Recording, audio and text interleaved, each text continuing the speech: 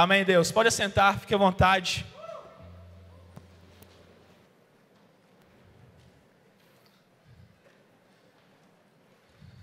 Estou muito feliz de estar aqui nessa noite. Terceiro dia da primeira conferência Church in Connection. Uhul! Eu nunca vi um culto de quarta-feira tão cheio, pastor. Eu nunca vi um povo tão bonito. Para quem não sabe, tem culto dia de quarta-feira, pode vir. Que Deus abençoe a sua vida. Estou muito grato ao Senhor, eu louvo a Deus todos os dias por essa igreja, pelas oportunidades que eu tenho aqui de crescer como pessoa, de crescer como ministério. Louvo a Deus pela vida do meu pastor, que me permitiu estar aqui essa noite, que nos deu essa oportunidade. Pastor, muito obrigado, louvo a Deus pela sua vida. Eu me lembro da primeira vez que ele me chamou para pregar. Eu não sabia nem o que era isso, não sabia nem como é que era a minha voz no microfone. E ele me deu essa oportunidade, confiou nesse menino. E a gratidão é a mesma da primeira vez, pastor. Muito obrigado. Que Deus honre a sua vida. Hoje nós vamos falar sobre eu sou a resposta. Quantos podem dizer amém por isso? Mas eu sou a resposta do quê? Eu sou a resposta do quê? Se existe uma resposta, é porque antes da resposta teve uma pergunta. Eu sou a resposta do quê? Eu sou a resposta para quê? E é sobre isso que eu gostaria de refletir com os irmãos essa noite. Pensando em resposta, minha mente foi levada à pergunta. E hoje nós vivemos numa geração pós-moderna. Quantos aqui conhecem a teoria da relatividade? Só esse pedaço aqui, quantos conhecem? Eu não sou muito bom nisso, mas eu estava estudando a teoria da relatividade. E uma das máximas dessa teoria é de que tudo é relativo. Algo muito conhecido sobre a teoria da relatividade é de que o tempo é relativo. Por exemplo, um ano para construir um viaduto no Brasil é pouco tempo. Mas um ano para construir um viaduto no Japão, sobra tempo. Um minuto para descarregar um caminhão de cimento, é pouco tempo. Mas um minuto com a mão em cima do fogo, é muito tempo.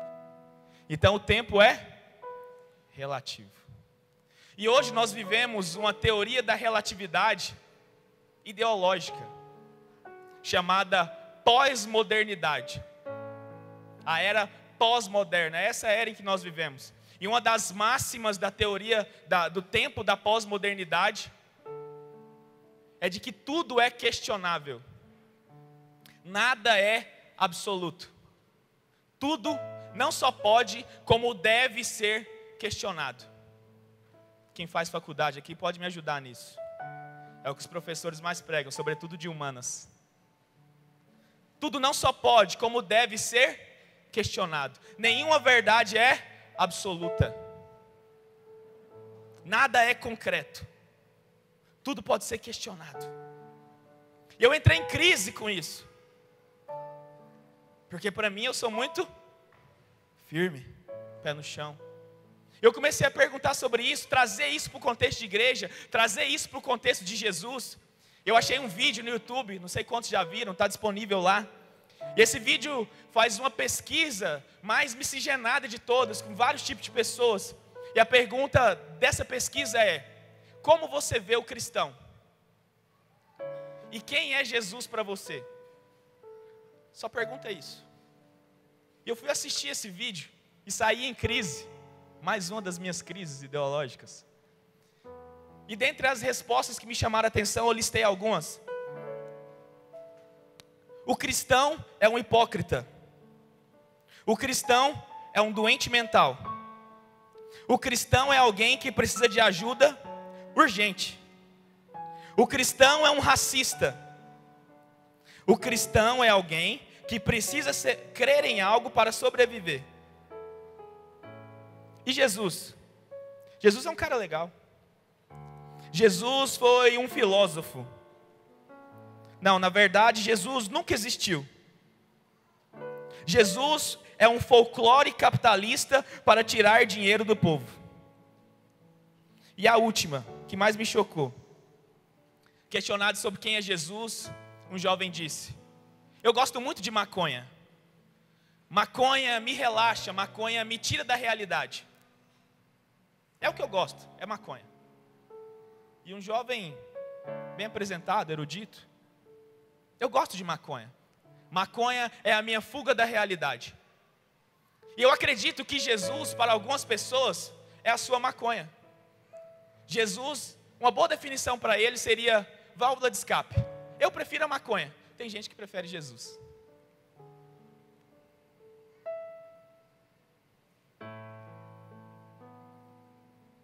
Então, Jesus desceu, se fez carne, foi açoitado, carregou uma cruz de quase 50 quilos, injustiçado, crucificado, morto, ressuscitado, para ser comparado com maconha. Porque a minha verdade não é a sua verdade. A nossa verdade não é a verdade do mundo.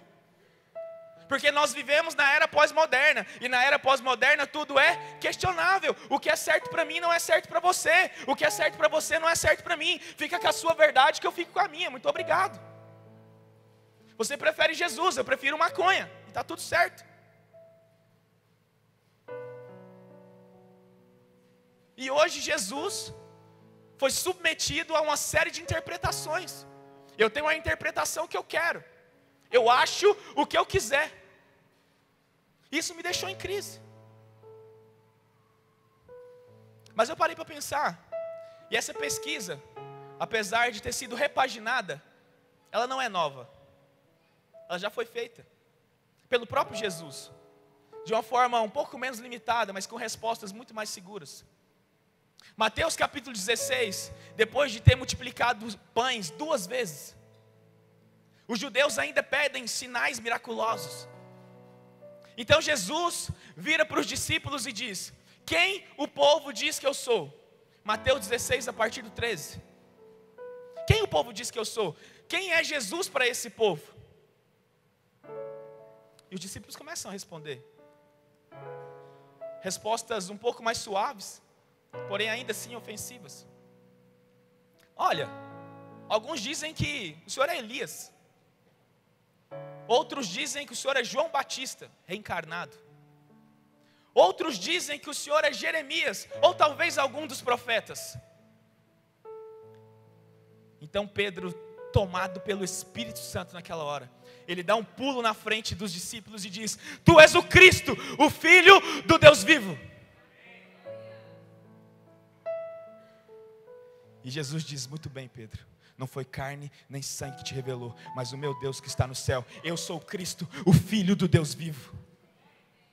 Essa é a minha verdade diante da pós-modernidade. Jesus é o Cristo, o Filho do Deus vivo. A verdade absoluta, eterna, inquestionável, imutável. E quando Pedro diz: tu és o Cristo, ele poderia muito bem ter dito: tu és Jesus. Se eu pergunto para o Caio: Caio, quem eu sou? Você é o Daniel. Não, meu nome é Daniel Toledo. E as pessoas às vezes de chamar tanto meu nome, por ter vários Daniéis, me chamam de Toledo. E alguns acreditam que Cristo seria o sobrenome de Jesus. Jesus, Cristo. Mas isso não é a verdade. Quando Pedro, tomado pelo Espírito Santo, diz que Jesus é o Cristo, Cristo significa ungido. E quando nós falamos de unção, nós falamos de propósito. Então, o Senhor é ungido para um propósito específico. O Senhor é o Messias de Deus, o prometido de Israel, aquele que tira o pecado do mundo. O Senhor é aquele que há 6.000 anos atrás foi profetizado em Gênesis 3,15. O descendente da mulher pisará a cabeça da serpente. É esse que tu és. Esse é o Senhor. O Senhor é aquele que os profetas anunciaram. O Senhor é aquele que Isaías diz, Isaías 53, Isaías 9. O menino nasceu, um filho nos foi dado, e seu nome será Deus forte, conselheiro, Pai da eternidade, príncipe da paz. O Senhor é o 4º homem na fornalha. O Senhor é o Messias de Deus. O Senhor é o verbo que se fez carne. Essa é a nossa verdade absoluta, diante de uma geração cheia de perguntas, diante de uma geração questionável. Nós vivemos essa geração de teólogos virtuais, onde todo mundo pode dar a sua opinião. Afinal de contas, nós vivemos a liberdade de expressão. Nós vivemos pouca liberdade de manifestação. A notícia que está agora nas redes sociais é a facada do Valdemiro. Quantos viram? Se você não viu, acessa lá. A facada do Valdemiro. Facãozada. Mas mais polêmica do que a facãozada do Valdemiro é o que ele fez com ela. Com a sua camisa ensanguentada. Quantos viram? Eu não estou aqui para falar mal de Valdemiro, eu não preciso disso. Mas eu vi uma centena de pessoas questionando ele nas redes sociais. Pessoas que não têm um pingo de exemplo de vida, esperando, babando o seu veneno, esperando 1 minuto para poder falar da nossa fé, dizendo: Valdemiro, você representa os crentes do Brasil, seu safado. É isso que o povo está dizendo. E a minha vontade era de perder pelo menos um dia respondendo cada uma delas. Mas eu não me disponho desse tempo, nem mesmo de paciência.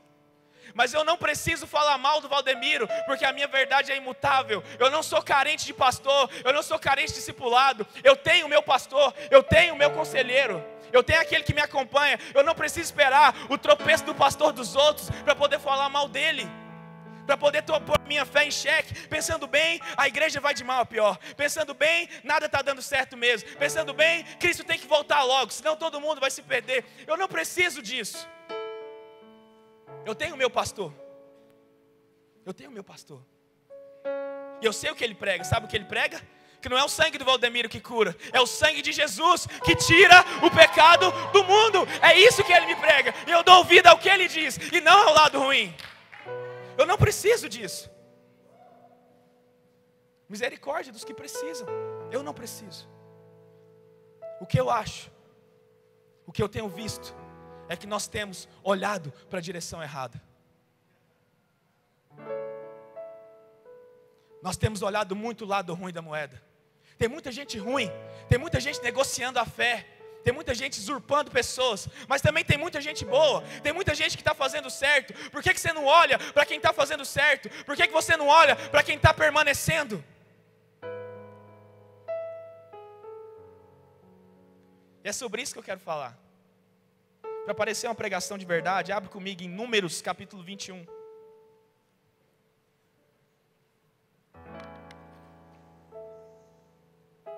Números 21, a partir do verso 4.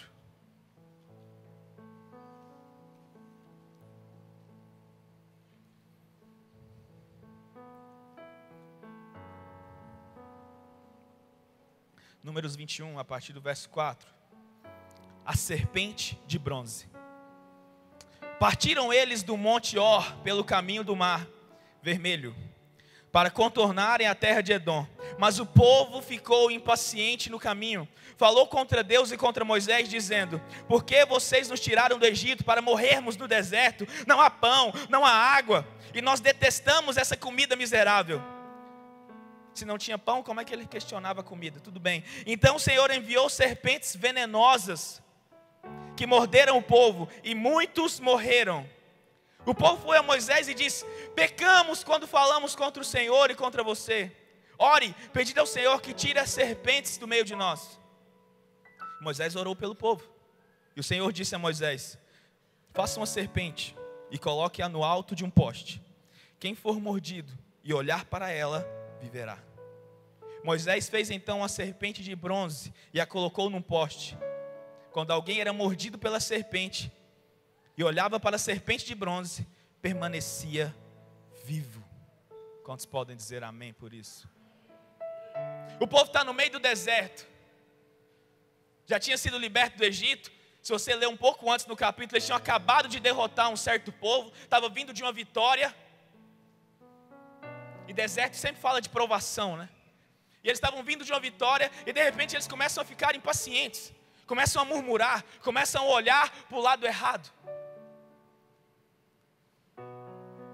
Eles começam a olhar para o lado ruim da moeda. Eles começam a olhar para as pequenas coisas que eles não estavam possuindo e esquecendo das grandes coisas que Deus estava proporcionando para eles. Então eles começam a questionar. E por conta dessa murmuração, por uma consequência, por uma ação deles, Deus manda serpentes. Essas serpentes começam a morder o povo. Serpente do deserto, eu só conheço Naja. Morro de medo. Aquela cobra corre a 60 km por hora, rasteja, né? E eles mandaram muitas. Estima-se que o povo de Israel era de 800 mil a 1 milhão de pessoas. E a Bíblia diz que muitos morreram. Então era muita cobra, era muita serpente. E começava a picar as pessoas, e as pessoas morrendo. Então eles se arrependem nesse momento. Moisés ora ao povo, ora a Deus, que ergue um poste e faz uma serpente de bronze. E todo aquele que era picado por uma serpente, olhava para a serpente de bronze, e automaticamente o veneno se dissipava. Agora abra comigo em João capítulo 3.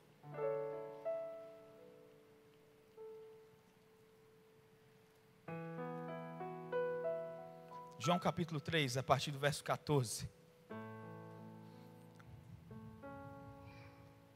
Da mesma forma como Moisés levantou a serpente no deserto, assim também é necessário que o Filho do Homem seja levantado, para que todo aquele que nele crê tenha vida eterna.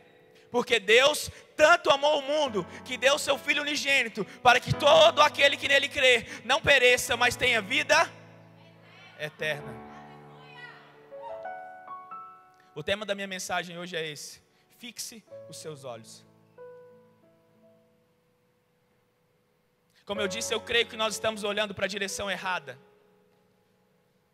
E Jesus nos diz: quando tudo parece ruim, quando as serpentes vierem, quando nada de bom estiver acontecendo, olhe para mim, olhe para a cruz, olhe para o madeiro, porque todo aquele que olhar para mim será curado, terá vida eterna. Então a direção a qual você olha muda o seu destino.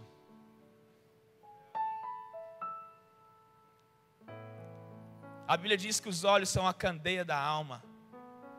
Cuidado com aquilo que você tem visto. Eu prefiro olhar para a cruz de Cristo, para aquilo que me dá esperança. Quando notícias como essas aparecem e a nossa fé, a nossa religião começa a ser denegrida, eu olho para Jesus. E automaticamente a minha alma começa a ser lavada. O meu espírito começa a ser tomado de esperança novamente.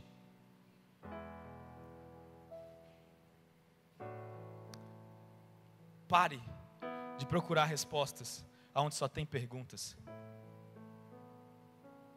Essa geração é a geração do questionável, é a geração do improvável. Fixe os seus olhos em Jesus. Quando nós falamos que Jesus precisava ser levantado, está simbolizando a morte de cruz, está simbolizando o madeiro. Então o verbo, João capítulo 1 diz: no princípio era o verbo estava com Deus e o verbo era Deus. E tudo que foi feito não teria sido se não fosse por Ele. E o verbo se fez carne. Ele se esvaziou, Ele se fez carne, Ele encarnou. E nós falamos que Ele é ungido, então Ele se encarnou com um propósito: trazer o reino dos céus para a terra.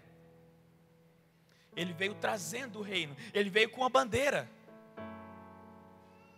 Ele veio trazendo esse nome. Existem algumas formas de como Jesus manifestava esse reino. E eu quero me atentar a 3 delas. 3 formas de como Jesus manifestava o reino de Deus. Diante de uma geração que só tem visto a nossa religião, a nossa fé, o nosso Cristo, as igrejas que deveriam ser uma plataforma da manifestação de Deus, pregando prosperidade, pregando bênção sem medida, pregando salvação desencabida, uma porta super larga. Nós queremos voltar a um evangelho cristocêntrico. Eu acredito que a igreja vai ser limpa quando os púlpitos forem limpos. Quando pregadores começarem a pregar Cristo, começarem a pregar Jesus. Não tem como pregar Jesus e errar. Paulo escreve aos Coríntios dizendo: os judeus pedem sinais miraculosos, os gregos pedem sabedoria, nós porém pregamos o Cristo e esse crucificado. Essa é a nossa pregação. E é sobre isso que eu quero falar, essas 3 formas de como Cristo manifestava o reino de Deus. E a primeira delas é: tire os seus olhos da doença. Repita comigo: tire os seus olhos da doença. O nosso Jesus é um Jesus que ainda cura.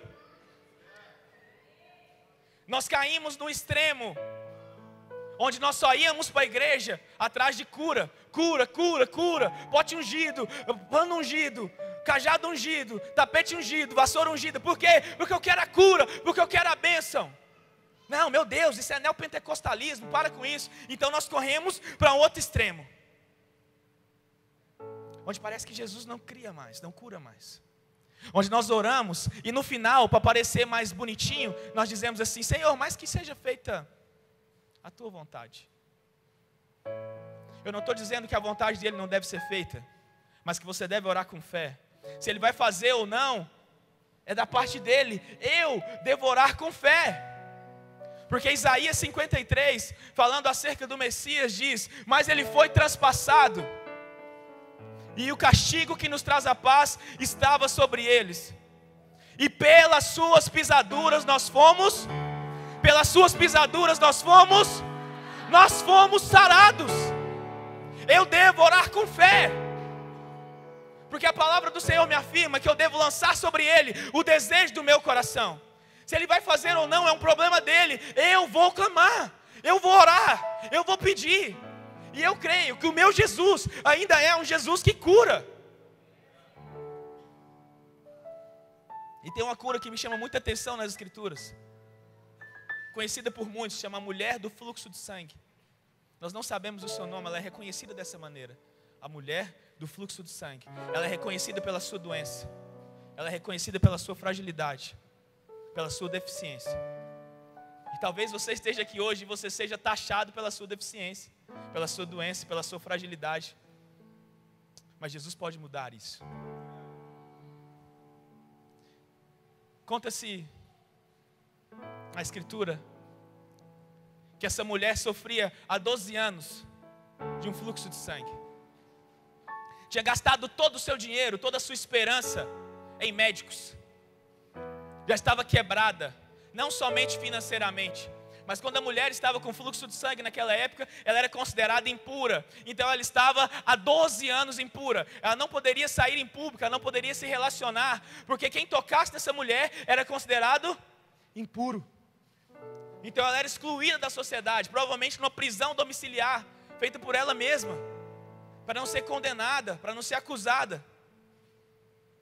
E essa mulher impura, não somente impura fisicamente, mas emocionalmente, ela se considerava assim: 12 anos, já não tem mais esperança. A minha mentalidade é uma mentalidade de impureza. Eu sou impura, eu sou menor, eu sou inferior.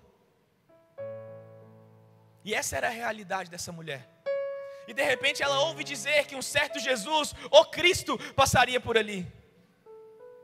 E ela é tomada por um surto de fé. Ela diz: se tão somente eu tocar na orla do manto, eu serei curada. Se tão somente eu me aproximar, a presença dele é capaz de me curar. E ela, num ato de fé, num ato de ousadia, ela sai da sua casa, no meio da multidão, provavelmente camuflada, para que as pessoas não o reconhecessem, porque ela era impura. Então ela sai andando no meio da multidão, sai espremida, sai desapercebida, e ela consegue, depois de muito esforço, tocar na orla do manto de Jesus. E a palavra do Senhor diz que na mesma hora, o fluxo cessou. Na mesma hora, ela foi curada. Mas Jesus, consciente da porção do Espírito que havia nele, ele diz: opa, alguém me tocou. Senhor, mas o povo te espreme. Não, alguém me tocou de uma forma diferente, porque de mim saiu virtude. Eu sei o que eu possuo, e eu sei aquilo que eu posso compartilhar, e eu acabei de compartilhar a virtude. E essa mulher morrendo de medo, achando que seria repreendida, talvez açoitada, ela: mestre, fui eu. Eu acredito que naquela hora a roda abriu, e ela se tornou o centro. Então Jesus olha para ela e diz: vá, que a sua fé a curou. Mas espera um minuto. A palavra diz que quando ela tocou, na mesma hora, ela foi curada. Por que Jesus ainda chamou o seu nome? A cura física havia acontecido, mas ainda faltava a cura emocional, a cura social. As pessoas olhavam para aquela mulher com um olhar de dó, com um olhar de pena, dizendo: você é uma sofredora, você é uma doente, você é impura, você é indigna. E Jesus estava restaurando a dignidade daquela mulher, estava dizendo: a cura foi estabelecida sobre essa mulher, ela tem o seu lugar de volta na sociedade. Jesus não cura somente o seu corpo físico, Deus devolve a sua dignidade. Talvez as pessoas desacreditem da sua transformação, talvez as pessoas desacreditem da sua mudança, mas Jesus acredita em você, e Ele se encarregará de restituir a sua confiança, não somente para você, não somente para uma mentalidade saudável, mas para a sua família, para a sua casa, para onde você andar. As pessoas vão olhar e ver: ali tem uma pessoa curada, restaurada, sarada pelo sangue de Jesus. É isso que Ele faz. É isso que Ele faz. Ele não só trouxe a cura, Ele trouxe uma mentalidade curada. Nem ela olha para ela mesma com olhar de piedade, ela olha com o olhar de quem teve um encontro com Jesus, e a partir do toque dela, ela arrancou virtude de Jesus. Muitas pessoas a tocaram, muitas pessoas tocaram Jesus, mas somente o toque dessa mulher tirou virtude. A forma com que você toca Jesus pode deslacrar o milagre na sua vida. A forma com que você toca nele faz toda a diferença. A fome, a sede, a fé com que você busca a Ele deslacra a cura sobre a sua vida. Uma cura social, uma cura emocional, uma cura física. Porque o meu Jesus ainda é um Jesus que cura. E nós entramos no segundo tópico. Tire os seus olhos das trevas. Nós entramos hoje em um tempo, misericórdia por isso, em que as trevas são mais faladas, são mais vistas, reconhecidas e temidas do que a própria presença de Deus. Ontem eu vi um vídeo de um jovem sendo possuído por um espírito no centro de Macumba. Está postado no Facebook. E esse jovem se cortando e cuspindo sangue, uma coisa mais horrível. E eu nunca vi tantos compartilhamentos assim. E as pessoas postavam na sua própria timeline, dando crédito para Satanás. E escreve assim: misericórdia. O sangue de Jesus tem poder. Hashtag liberta Senhor. As pessoas gostam disso. Eu fui criado nesse meio. Eu nasci num berço pentecostal, Assembleia de Deus, Esconderijo do Altíssimo. Uma mistura venenosa aí. Suzaninha me entende. E eu corria debaixo dos bancos da igreja, e do meu lado arrastava uma mulher possuída assim. Eu falava: epa! Ela ia para um lado, eu ia para o outro. E minha mãe: para, vai pegar do seu pé. Eu falava: meu Deus, parava lá, ficava. Virava um culto tradicional. Sentava ali e assistia o culto inteirinho. Eu cresci nesse meio. Mas naquela época, as pessoas subjugavam e diziam: você está amarrado, você não tem poder aqui, sai para lá, seu fedorento. Hoje não. Hoje as pessoas engrandecem e digam: nossa, o diabo se levantou. Nós temos um ministério de intercessão. Não somente para os cultos de domingo, os cultos principais, mas também para os jovens. Cujo eu e 2 jovens lindas, Pamela e Jaiana, direcionamos. E muitas pessoas chegam em mim dizendo: Daniel, eu não vou para a intercessão. Tenho vontade, mas não vou. Por quê? Porque se eu for, o inimigo vai se levantar. Eu falei: uau, meu Deus, o inimigo vai se levantar. Esse inimigo vive deitado. Ele vive sentado. Ele é um preguiçoso. O inimigo vai se levantar. O inimigo pode até se levantar, mas ele se levanta para cair. Porque os meus olhos não estão voltados para as trevas. Os meus olhos estão voltados para a cruz de Cristo. A palavra do Senhor diz em Mateus capítulo 28, que nós conhecemos como a grande comissão. Antes de anunciar a grande comissão, Jesus diz: toda a autoridade me foi dada no céu e na terra. Se toda a autoridade foi dada a Jesus, alguém ficou sem nenhuma. Alguém ficou sem nenhuma. Ele não tem nenhuma autoridade. Ele não tem. Ele é digno de honra. Toda a autoridade foi dada a Ele. A palavra do Senhor diz que os demônios não somente creem, mas tremem ao ouvirem o nome dEle. O ministério de libertação, de expulsar demônios, de subjugar trevas, se iniciou com Jesus. E a palavra do Senhor diz que Jesus chegava e os demônios queriam falar. E Ele falava: aquela chiada que mãe dá para o menino assim, que já... Jesus fazia isso, porque Ele não queria que os demônios falassem quem Ele era. E os demônios sabiam quem Ele era. Ele dizia: calado. E o demônio ia embora. Tem uma libertação que eu gosto muito. Eu sou apaixonado nesse cara. Eu nem sei o nome dele. Ele é reconhecido também pela sua condição, chamado o endemoniado de Gadara, o endemoniado gadareno, o endemoniado da cidade de Gadara.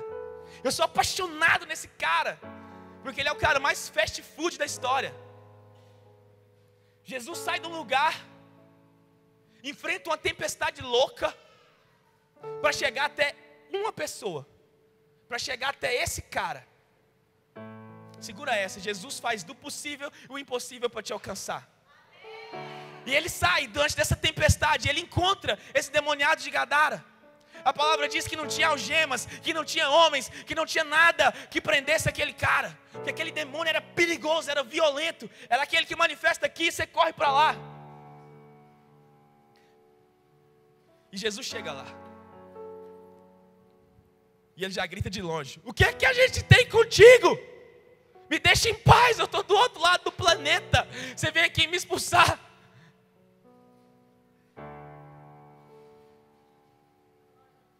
Pelo amor do Senhor mesmo, me manda para esses porcos aqui. Jesus fala: pode ir, some daqui. E ao se tornar liberto, aquele cara, aquele ex-endemoniado, ele chega até Jesus e diz: me deixa te seguir. Eu quero ir atrás do Senhor. Eu quero ver mais disso. Eu quero experimentar o que o Senhor tem. E Jesus disse: não. Você já experimentou. Agora você vai para a sua casa e vai contar tudo o que aconteceu com você.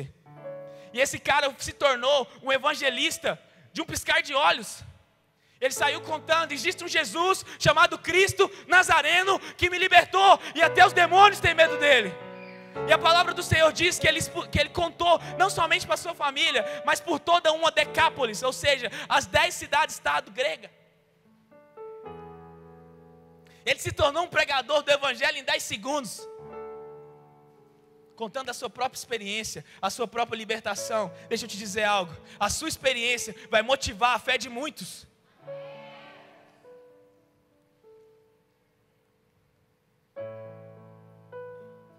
E esse cara se transforma nesse pregador. Jesus, sempre que Ele te liberta, Ele não te liberta para que você fale: uau, fui liberto, legal, bacana, partiu, casa. Não, sempre que Jesus te liberta, Ele libera um propósito e um destino sobre a sua vida. Ele libertou aquele cara, mas não era para ele ficar calado. Existia uma missão, existia um propósito, e todo mundo que estivesse debaixo da ressonância daquele testemunho experimentariam da mesma libertação. Se você foi ou está sendo liberta por Jesus, e eu creio que pessoas estão sendo libertas essa noite, porque a palavra do Senhor liberta. O Senhor não quer te libertar à toa, Ele quer te libertar, mas Ele quer liberar um destino sobre a sua vida, Ele quer liberar um propósito sobre a sua vida, Ele quer liberar uma missão sobre a sua vida. E a sua família, os seus amigos, a sua faculdade, aonde quer que você esteja, vão ver que Jesus foi resposta na sua vida, e o seu testemunho é resposta na vida deles. É isso que Jesus faz. E nós entramos no terceiro tópico. Tire os olhos do pecado. Tire os olhos do pecado. Nós somos uma geração que valoriza o pecado. Alguns até se orgulham dele. Mas trazendo para o meio cristão, eu vivia um tempo da minha vida onde eu tinha uma lista de certo e errado para fazer. Eu tinha essa lista. Eu tinha que seguir, falar, olha, eu não posso fazer isso porque Jesus não gosta. Eu posso fazer aquilo porque Jesus gosta. Eu não posso fazer aquilo porque Jesus não gosta. Quantos aqui já tentaram decorar telefone? Eu trabalho o dia inteiro decorando telefone e passando para o outro lado assim. Eu falo 3498-5791, 3498, o que eu falei? De tanto você tentar decorar, você erra. E o pecado é assim, de tanto você se preocupar com ele, quando você vê, você pelejei tanto para não pecar, porque seus olhos estão voltados para a direção errada. Eu sei que existem pecados difíceis de vencer. Eu sei que talvez hoje você enfrenta uma batalha contra o pecado, porque todo mundo está batalhando pecado. Eu estou batalhando pecado, o pastor está batalhando pecado, todo mundo está batalhando pecado. Mas a direção que você volta os seus olhos pode fazer toda a diferença. Eu não olho para aquilo que Jesus não gosta que eu faça. Eu não fico me preocupando com isso. Eu não posso. Não. Do que Jesus gosta? Eu quero agradar o seu coração. Eu quero fazer a sua vontade. Eu não acordo pela manhã pensando, eu não posso ver pornografia, eu não posso ficar com ninguém, eu não posso roubar, eu não posso matar. Não, eu acordo, Senhor, o que o Senhor tem para mim hoje? Qual que é a sua vontade para mim essa manhã? Espírito Santo, eu não sou o Pink nem o cérebro, mas vamos dominar o mundo. E eu vou para o trabalho.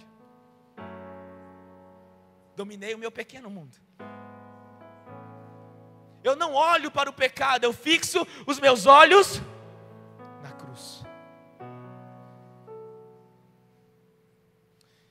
Jesus ainda tem o poder de perdoar pecados. Jesus ainda perdoa pecados. Jesus ainda pode te libertar. Ele é suficientemente grande, bom, misericordioso, gracioso para te perdoar, para derramar graça sobre a sua vida. Deixa eu te dizer algo, o seu pecado não assusta Deus. Algumas pessoas acham que Deus não vai aguentar. Fala, Deus, senta aí. Eu preciso te dizer algo. O Senhor não vai acreditar. O Senhor tomou seu remédio hoje? Eu pequei. Imagina Jesus baixando a pressão, sentando assim. O seu pecado não assusta Deus, porque o seu pecado já foi resolvido há 2000 anos atrás. Santidade, essa frase é de Facebook, mas eu sou apaixonado nela. Santidade não é a ausência de pecado. Santidade é se lavar todos os dias. E como o Caio disse muito bem ontem, nós temos o direito de errar, erros novos. E o que eu faço com os antigos? Eu apresento para Jesus. Ele não morreu por isso? Sim ou não? Sim ou não? Jesus morreu. Foi um sacrifício substitutivo. Foi um sacrifício vicário. Jesus morreu para me libertar e para te libertar do quê? Do pecado. Somente isso. A única coisa que Ele morreu para resolver, a principal delas, nós tentamos resolver por nós mesmos. Se Jesus já fez o serviço, por que eu estou pegando de volta? Fala, não, Deus, aqui eu resolvo. Você vai ficar orgulhoso de mim. Não. Ele não quer isso. Ele quer que você entregue para Ele. Mas o que eu acho mais fantástico não é o fato de Jesus nos transformar do dia para a noite, de pecadores para justificados, de condenados para salvos. Não. Jesus fez isso. E a palavra do Senhor diz que o véu do templo se rasgou. Esse véu, ele tinha aproximadamente 15 centímetros. Ele era trançado e era carregado por bois. Você podia juntar 10 homens de cada lado que você não conseguia rasgar esse véu. Ou seja, o caminho jamais poderia ter sido trilhado de baixo para cima, somente de cima para baixo. E Jesus desceu e falou: eu vou cumprir totalmente as exigências de Deus, para que vocês não mais precisem se preocupar com isso, apenas olhar para mim. E quando Ele faz isso, Ele não somente tira o nosso pecado, Ele faz algo muito melhor. Ele faz algo sensacional. Diga, sensacional. Eu adoro essa palavra. Ele diz sensacional. Ele nos transforma automaticamente de coisas, de criatura, para filhos. Ele nos descoisifica. Nós éramos coisas, criaturas, e automaticamente nós saímos de criatura, de pecador, de condenado, passo pelo estágio de salvo, de justo, e entro no estágio de filho. Agora eu sou filho de Deus, irmão de Jesus. Eu tenho um DNA celestial. Romanos capítulo 8, verso 14 diz: vocês não receberam o espírito de escravidão para outra vez temer, mas receberam o espírito de adoção de filhos, ao qual clamamos: Abba, Pai. Ele é o nosso Pai. Ele é o nosso Abba. Sabe o que significa Abba, Pai? Papai, paizinho. Quanto tempo eu demorei para pronunciar essa palavra? Macho demais. Falar papai. Hoje eu chamo de papai. E Ele é o meu e o seu papai, o meu e o seu Abba. E agora você tem um DNA celestial. Uou. Vou repetir. Agora você tem um DNA celestial. Se fizer um exame de DNA do ratinho, vai sair Filho de Deus. Comprovado. E o que é mais fantástico, eu sou a cara cuspida e escarrada do meu pai. Eu pareço nele até nas coisas que eu não gostaria muito. Falou, Deus, eu pareço tanto, podia ser menos um pouquinho. Eu pareço muito, mesmo sem querer. E esse é o propósito do Filho: manifestar o Pai, representar o Pai.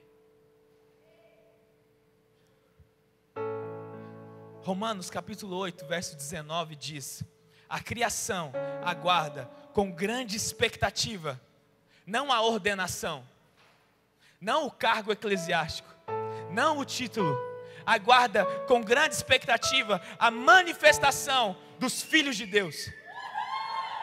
Quantos aqui são filhos? O mundo espera com dores de parto a sua manifestação. Ele espera por você. Sabe o que é manifestar? A palavra manifestar significa tornar visto. Está vendo essa luz aqui? Que quase me cega?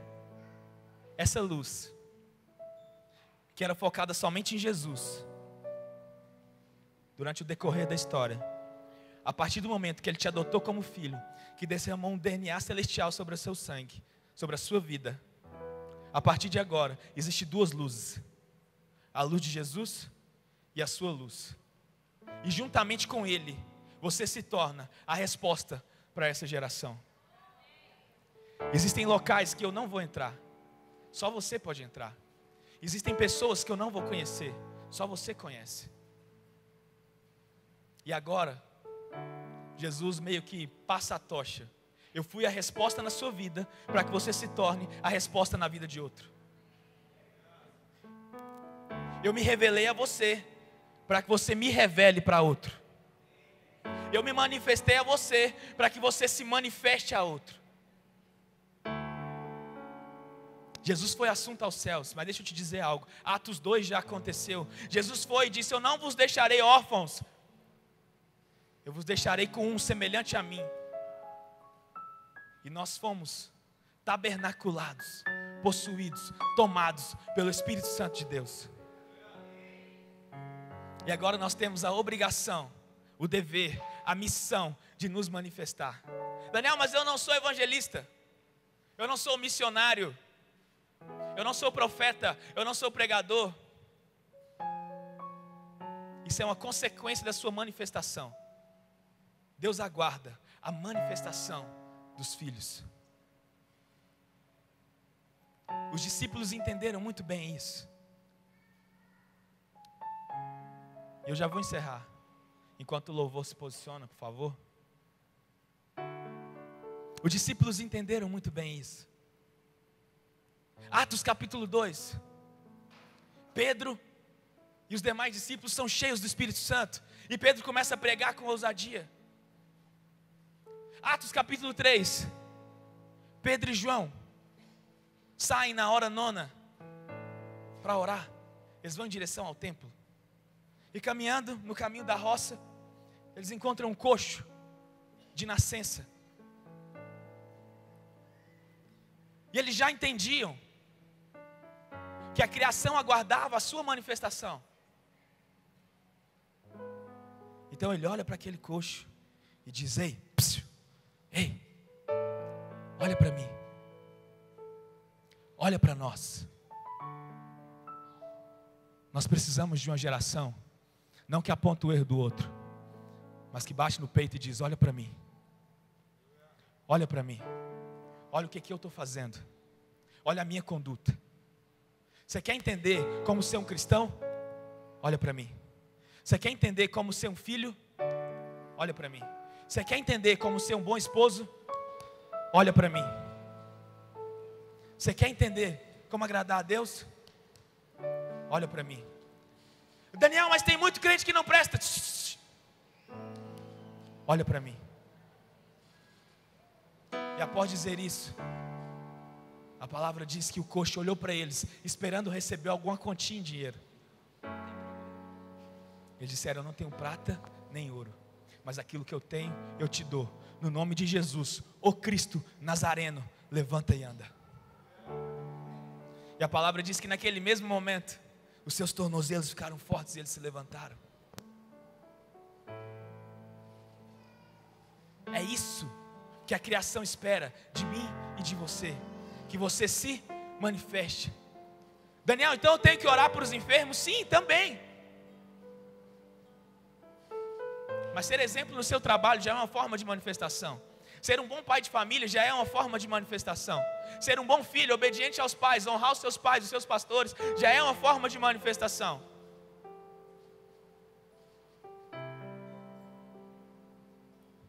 A criação aguarda pela sua manifestação. Jesus é a resposta na sua vida. Jesus cura, Jesus liberta, Jesus perdoa pecados.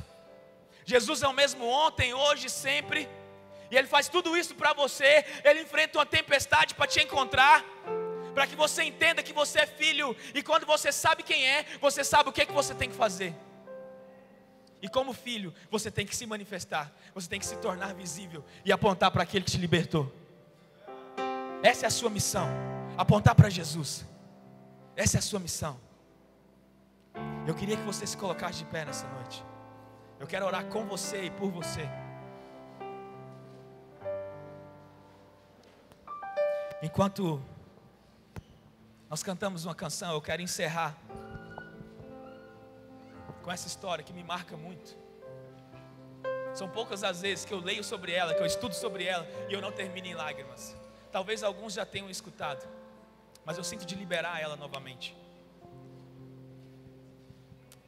No ano de 320 depois de Cristo, existia uma grande perseguição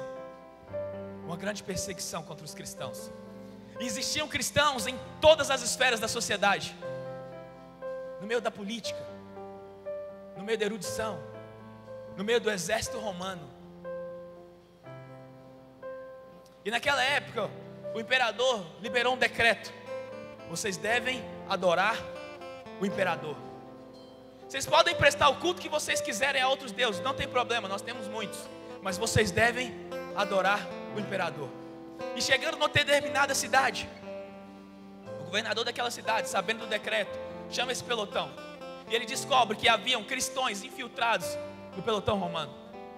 Então ele diz: eu quero toda a tropa aqui, nós vamos adorar César. E 40 soldados: nós não podemos fazer isso. O quê? Nós não podemos fazer isso.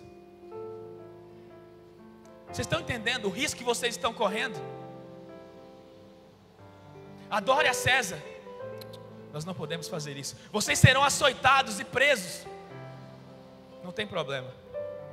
O meu medo de negar a Cristo é muito maior. Nós já estamos preparados para isso. Então aquele governador, tomado de fúria, tomado de raiva, manda os seus próprios companheiros de farda açoitarem aqueles soldados. E era uma região muito fria. Então eles são despidos, amarrados em troncos e açoitados de forma severa. No final do açoite, aquele governador chega e vê a neve tomada por sangue. Ele diz: estão prontos para adorar a César? Ele diz: não, nós ainda não estamos prontos. O primeiro que adorar a César receberá uma promoção. E um deles grita: nada que você possa nos oferecer é maior do que a glória que nos espera. E mais uma vez, tomado por raiva, aquele governador diz: joguem ele na lagoa congelada.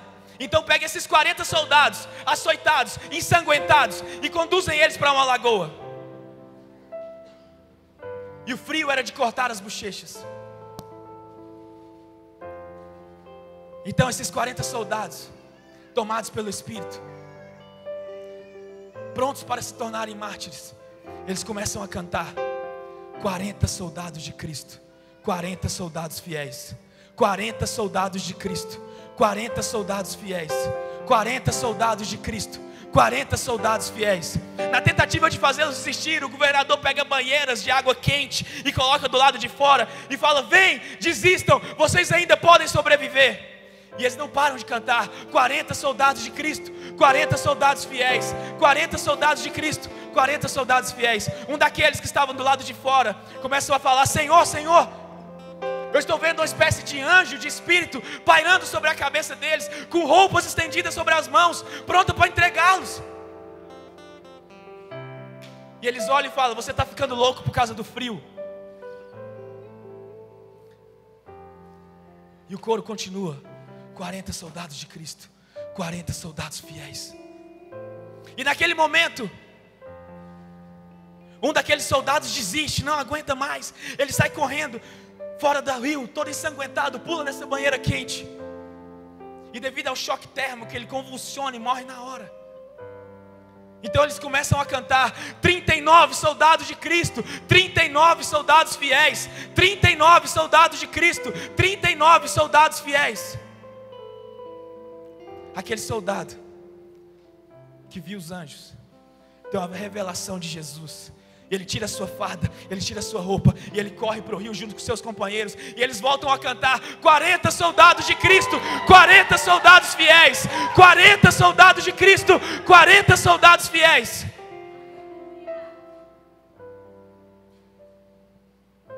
Ao tirar aqueles corpos mortos, um deles ainda estava vivo. E os seus companheiros o pegam, o recebem e falam: meu Deus, ele é só um garoto, ele mora nessa cidade. Então correm, chamam a sua mãe e falam: leva o seu filho, a gente vai fazer vista grossa, a gente vai fingir que não viu, salva o seu filho, eu te dou uma chance de escapar.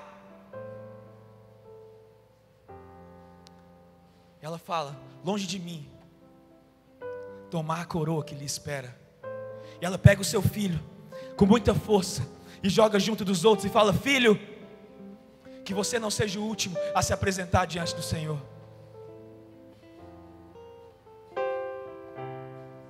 Eu creio que nessa noite Deus está levantando um exército de filhos que sabem quem são, e por saber quem são, não negociam a sua fé, não vivem um relativismo desse mundo, não vivem de questionamentos. Nós cremos no Deus vivo, que desceu do céu, que habitou entre nós, que foi humilhado, açoitado, crucificado e ressuscitou ao terceiro dia por mim e por você. E nós somos um exército fiel. Nós somos muito mais do que 40 soldados. E nós não negociamos a nossa fé.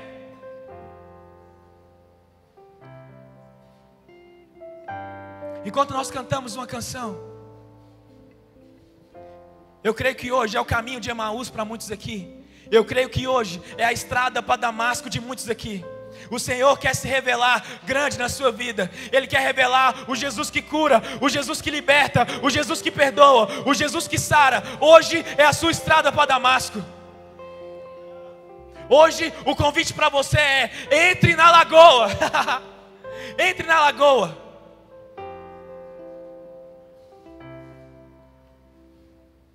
Esse é o meu convite para você. Quero